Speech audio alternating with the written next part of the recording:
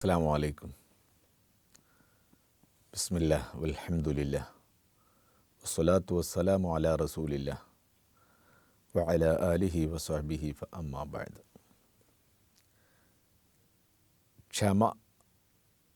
ക്ഷമ എന്ന് പറഞ്ഞാൽ അത് മനുഷ്യന് ഉണ്ടാകേണ്ടുന്ന ഒരു അടിസ്ഥാന വിശേഷണമാണ്.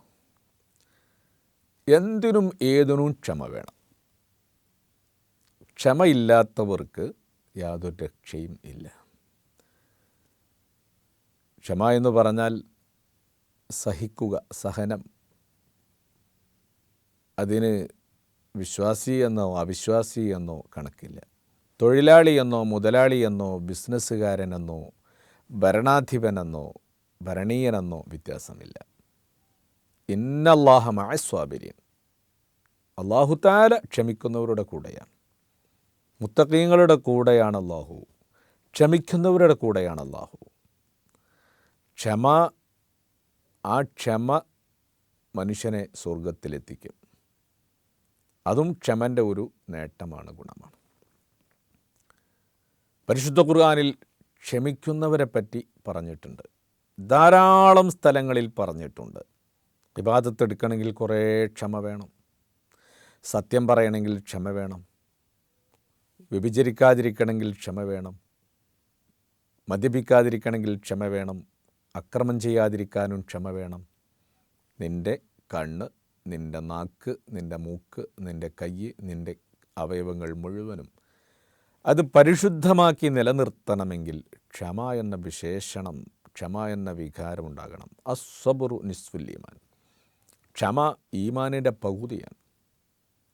അപ്പം പകുതി ക്ഷമയും പകുതി കുഴപ്പമുണ്ടാക്കലുമാണ് എന്നല്ല അതിൻ്റെ അർത്ഥം. പിന്നെന്താ? ഈമാനിൻ്റെ പകുതിയോളം നേടാൻ ക്ഷമ കൈമുതലാക്കുന്ന ഒരാൾക്ക് സാധിക്കും. ബാക്കിയുള്ള ഭാഗം മാത്രമേ അവർ ഇസ്ലാമിൻ്റേതായിട്ട് ചെയ്യേണ്ടതുള്ളൂ. പരിശുദ്ധ ഖുർആനിൽ അല്ലാഹു തആല പ്രവാചകന്മാരുടെ ചരിത്രം പറഞ്ഞിട്ടുണ്ട്. ഈ ചരിത്രങ്ങളിലൊക്കെ ഓരോ പ്രവാചകനെയും മുമ്പിൽ കാണിച്ച് ആ പ്രവാചകനെ നിങ്ങൾ അംഗീകരിക്കണം, ആ പ്രവാചകനിൽ നിങ്ങൾ വിശ്വസിക്കണം, ആ പ്രവാചകനെ നിങ്ങൾ പിന്തുടരണം. ഇതാ ഖുർആൻ പറയുന്നു. എന്നാൽ ഖുർആനിൽ അതിൽ നിന്ന് വ്യത്യസ്തമായ ഒരു നബിയെപ്പറ്റി പറഞ്ഞിട്ടുണ്ട്. വലാ തകുൻ കസ്വാഹിബിൽ ഹൂത്ത്. സ്വാഹിബുൽ ഹൂത്ത് എന്ന് പറഞ്ഞാൽ അത് നബിയുല്ലാഹി യൂനുസ് അലൈഹിസ്സലാമാണ്. യൂനുസ് നബിയെപ്പോലെ നിങ്ങൾ ആവരുത്. കണ്ടോ നിങ്ങൾ? എന്താ യൂനുസ് നബിക്ക്? ഫസ്ബിർ ലിഹുക്മി റബ്ബിക വലാ തകുൻ കസ്വാഹിബിൽ ഹൂത്ത്. നീ നിൻ്റെ റബ്ബിൻ്റെ നിശ്ചയത്തിൻ്റെ പേരിൽ ക്ഷമിക്കണം. നിൻ്റെ റബ്ബ് നിനക്ക് എന്താണോ കണക്കാക്കി തരുന്നത്, നീ അതിൻ്റെ പേരിൽ ക്ഷമിക്കണം. വലാ തകുൻ കസ്വാഹിബിൽ ഹൂത്ത്. സ്വാഹിബുൽ ഹൂത്തിനെ പോലെ ആവരുത്. സ്വാഹിബുൽ ഹൂത്ത് എന്ന് പറഞ്ഞാൽ യൂനുസ് നബി അലൈഹിസ്സലാം. യൂനുസ് നബി അലൈഹിസ്സലാം നീനവ എന്ന സ്ഥലത്തേക്കാണ് നിശ്ചയിക്കപ്പെട്ടത്. ആ ഗ്രാമത്തിൽ ചെന്നു അവരെ ഉപദേശിക്കാൻ ശ്രമിക്കൂ. പക്ഷെ അവർ പറഞ്ഞു, ഞങ്ങൾ കേൾക്കൂല. വീണ്ടും പിറ്റേ ദിവസം ചെന്നു. അവരപ്പോഴും കുറച്ചും കൂടെ കടുപ്പത്തിൽ പ്രതികരിച്ചു. മൂന്നാമത്തെ ദിവസവും ചെന്ന് ജനങ്ങളെ ഉപദേശിച്ചപ്പോൾ അവർ നന്നായി കൈകാര്യം ചെയ്തു. യൂനുസ് നബി അലൈഹിസ്സലാം അടികൊണ്ട് നിലത്ത് വീണ് രക്തത്തിൽ കുളിച്ചു, ഇഴഞ്ഞു. അവിടെ വെച്ചിട്ട് യൂനുസ് നബി അവരോട് പറയാ, ഞാൻ എൻ്റെ റബ്ബിനോട് പ്രാർത്ഥിച്ചു, നിങ്ങളെ നശിപ്പിക്കണമെന്ന് പറഞ്ഞ് ഞാൻ പ്രാർത്ഥിച്ചു. എൻ്റെ പ്രാർത്ഥന അള്ളാഹു സ്വീകരിക്കും. ഞാൻ അള്ളാഹുവിൻ്റെ പ്രവാചകനാണ്. അല്ല പറഞ്ഞത് 3 ദിവസത്തിനുള്ളിൽ നിങ്ങൾക്ക് ശിക്ഷ വരുമെന്നാണ്. അതുകൊണ്ട് ഈ ശിക്ഷ ഇറങ്ങാൻ സാധ്യതയുള്ള നാട്ടിൽ ഞാൻ താമസിക്കൂല, ഞാൻ പോവുകയാണ്. നീനവയിൽ നിന്ന് യൂനുസ് നബി അലൈഹിസ്സലാം ഇറങ്ങി.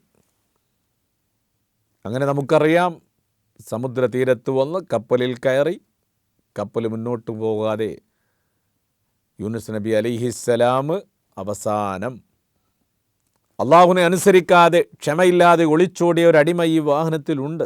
അയാളെ പിടിച്ചിറക്കാതെ രക്ഷയില്ല എന്ന നിലപാടിൽ എത്തിച്ചേർന്നപ്പോൾ യൂനുസ് നബിനെ ഒരു പുഴയിലേക്ക് ഇട്ടു, സമുദ്രത്തിലേക്ക് ഇട്ടു. യൂനുസ് നബിയെ മത്സ്യം വിഴുങ്ങി സമുദ്രങ്ങളിലൊക്കെ പോയി.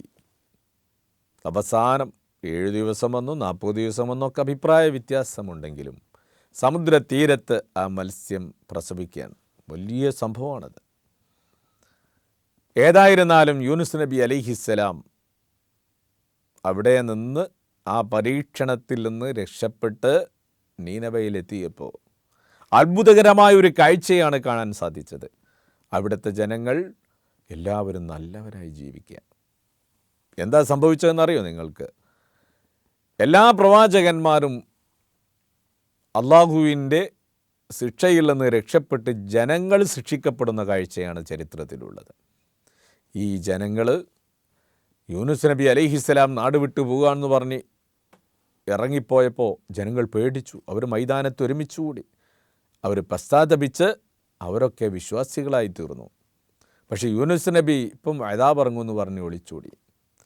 അപ്പം ആ ജനങ്ങൾക്ക് അല്ലാഹു തആല ഖൈറിനെ കൊടുത്തു. പകരം ഈ പ്രവാചകനെ അല്ലാഹു തആല പരീക്ഷണത്തിന് വിധേയമാക്കി. അതാ ഖുർആൻ പറഞ്ഞ വലാ തകുൻ കസ്വാഹിബിൽ ഹൂത്ത്, മത്സ്യത്തിൻ്റെ നബിയെപ്പോലെ നീ ആവരുത്. എല്ലാ പ്രവാചകന്മാരെയും പറഞ്ഞ് അങ്ങനെ ആവണമെന്നാണ്. ഇവിടെ എന്താ സംഭവിച്ചത്? ക്ഷമയിൽ ചെറിയ ഒരു പിഴവ്. ഒരു പ്രവാചകനെ നമുക്ക് കുറ്റപ്പെടുത്താൻ പറ്റില്ല. ആ പിഴവ് സംഭവിച്ചപ്പോൾ കഠിനമായ പരീക്ഷണത്തിൻ്റെ പരമ്പര തന്നെ തേടിയെത്തുകയാണ്.